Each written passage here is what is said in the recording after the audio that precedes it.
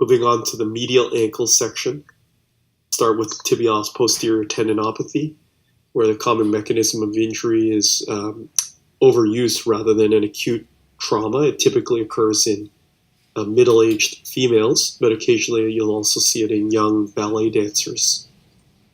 Typically it's a gradual onset with overuse, where typically you would see excessive eccentric tendon loading due to subtalar pronation following excessive walking, running, or jumping.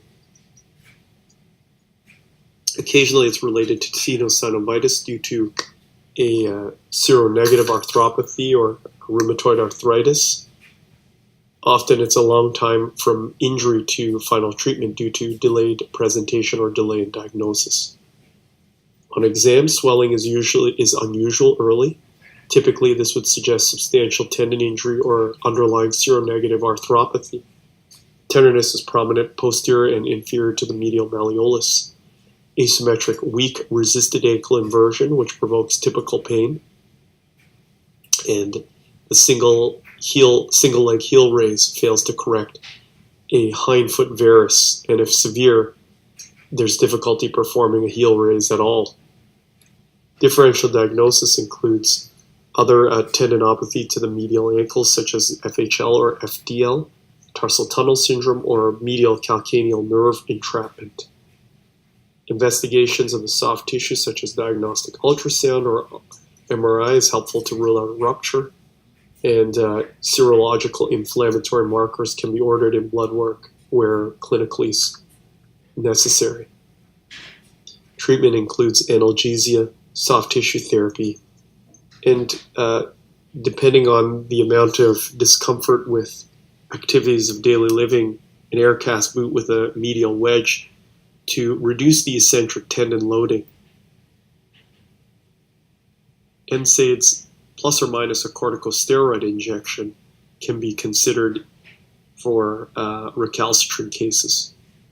If there is tendon rupture or it fails conservative management, surgical reconstruction, plus or minus corrective surgery for the alignment of the heel, including a tendon transfer, calcaneal osteotomy, and or midfoot corrective osteotomy or arthrodesis may be warranted. Flexor hallucis longus, or FHL tendinopathy. Mechanism of injury includes overuse in ballet dancers who repetitively go on point. Typically there's some kind of form dysfunction that predisposes to that. It's also possibly caused due to stenosing tenosynovitis. It can also be result in a partial or complete tendon tear. Another mechanism of injury is toe gripping, in which wearing shoe sizes that are too large result in prolonged FHL biomechanical overload.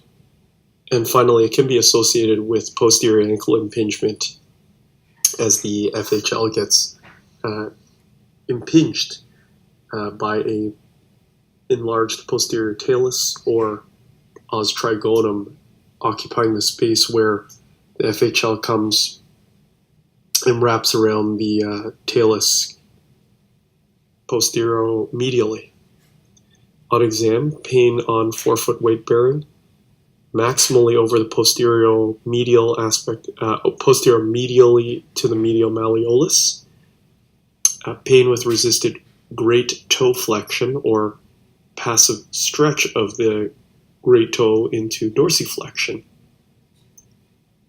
Triggering can occur and painfully snap with passive flexion or extension of the great toe interphalangeal joint, IP joint. And typically you'll feel that snap posterior medial to the medial malleolus. Confirmatory investigations can include dynamic ultrasound or MRI. Among the differential diagnoses, tibialis posterior tendinopathy is there. Treatment involves activity modification, strengthening of the FHL, and soft tissue therapy proximal to the muscle belly. correction of biomechanical issues such as subtalar joint hypomobility, and using taping or an orthotic to correct excessive hyperpronation. In dance, recurrences are prevented by focusing on reducing hip turnout, avoiding hard floors, using firm, well-fitted point shoes to reduce additional strain on the tendon, and remembering to strengthen the proximal trunk. Surgical treatment is occasionally required if there's persistent tenosynovitis or triggering that prevents return to dance or the sport of interest.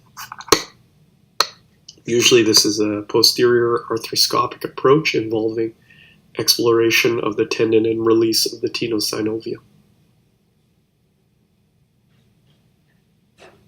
Deltoid ligament sprains are are also a possible cause of medial ankle pain. They're much less common than lateral ankle ligament sprains, partly because if you look at the anatomy here, it is such a thick band of ligamentous tissue. The other important point to make of this anatomic image is on the left, there's the superficial layer of deltoid ligament, and there's also a deep deltoid ligament layer. And you'll notice that the superficial deltoid ligament, first of all, can be palpated on the medial malleolar tip, particularly the anterior aspect of it, and it would be stressed by everting the ankle, whereas the deep deltoid ligament is deep and hence more difficult to palpate, but it is more of a it more acts as a restraint from posterior ankle translation, and hence it is tested with posterior translation of the talus, particularly in the prone position.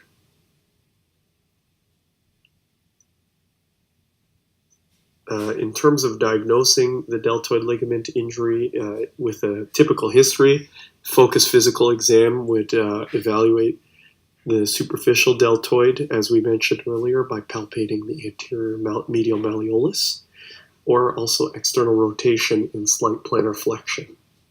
Examining the deep deltoid would involve having the patient prone and doing a posterior draw to posteriorly translate the talus relative to the tibia. In chronic cases, one might see that the medial malleolus is sagging medially, which would be called a positive medial malleolar pointing sign when the patient lowers to a squat and the medial malleolus becomes overtly prominent compared with the unaffected side. Common associated injuries include a high ankle sprain, spring ligament tear, which we'll talk about in a subsequent slide, and significant posterior tibial tendon dysfunction.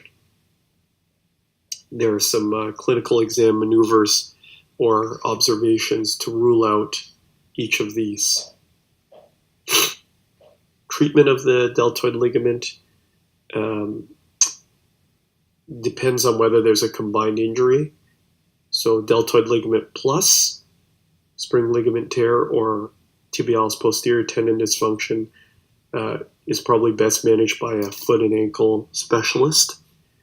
Whereas in isolated deltoid sprain, with low-grade sprains, functional bracing, early weight bearing, and early active rehabilitation may assist with return to play in 4 to 6 weeks, so about double the duration of a grade 1 lateral ankle sprain.